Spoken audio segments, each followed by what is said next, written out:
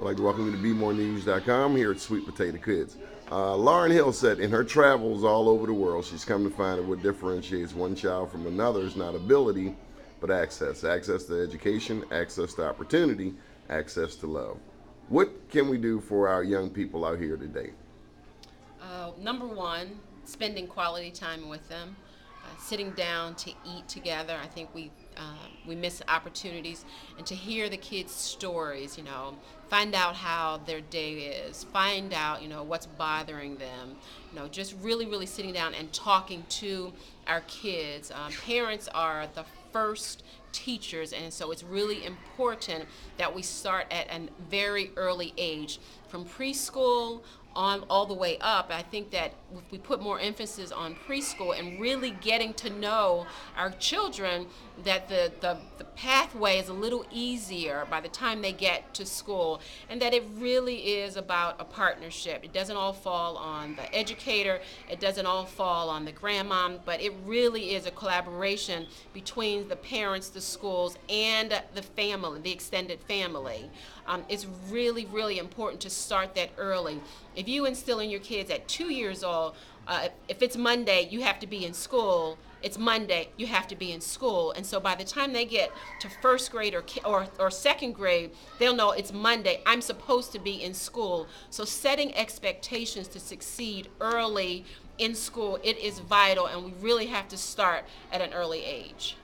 You gonna add anything to that, Virgil? Kind of said it all. Well, I think Michelle probably put a real holistic approach to it. I think the other part of it is as we engage others to help educate our children, whether the teachers in the school, ministers in the church, or so forth. The village, The has to be village. part of the village. I think part of it is what we have found personally is understanding how your child learns. Everybody can't be in a box, and so once you understand how your child learns, you can do certain things, put certain parameters in place to help them succeed by understanding their learning techniques. Some kids do very well in structure.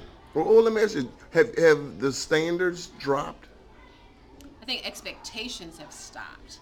I think the more you expect, the greater the achievement. If you expect a child to only to be at a minimum, then that's what you get. If you expect your child only to meet standards instead of exceeding standards by the time that they get to kindergarten, they should be fully ready to learn when they get to kindergarten, or exceeding the expectations. I think that the expectations have lowered, and again, I think that it's required that all parties work together so that kids are exceeding, not just meeting the standards. I think to a certain degree, now maybe challenging parents, sometimes one are the expectations, a blind expectation.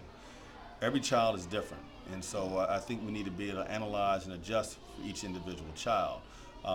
Single family household, single moms. Family household. It could be a household full of the total family. But we take a blind notion as to what the expectation should be. Each child, each individual has their own expectation. We as a family should have our own expectation. And the only way you can really come up with that from a fair perspective is understand where your child stands from an educational standpoint, their learning capabilities, what their interests are, and also what are we doing to expose the children to learning. Are we doing our part versus just taking a blind, throwing it against the wall and hoping it sticks? And then when it doesn't, then we want to get upset. But have we taken a step back to understand what have we done to help that child move forward? And I guess that's the constant process, checking ourselves. Yes. That's a constant process, and we're no different than anybody else. There's a lot of things I wish we had done differently for our boys growing up. A lot of things we try to expose them to and wish we could have done more that actually my family might have done, because maybe times weren't as hectic. Is it harder these days for boys? Raising boys, young men?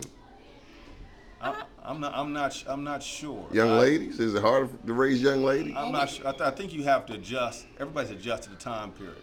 And so I'm not going to say that necessarily my dad did a better job than I did, or times were easier or tougher than that, because we all have to adjust. It's different. Everything's different. Everything is different, and we all have to adjust. We have texts. They didn't have text back then. Exactly.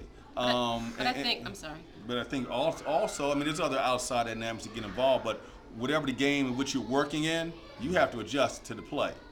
And sometimes some of us do a better job of that than others. Some of us, again, just fall to the status quo. Status quo may leave your child behind. Sometimes you have to push the envelope a little bit and expand the status quo. And maybe the status quo is not good for you. Maybe it has to be your unique scenario, and you have to adjust accordingly. At least that's from my perspective. Sure.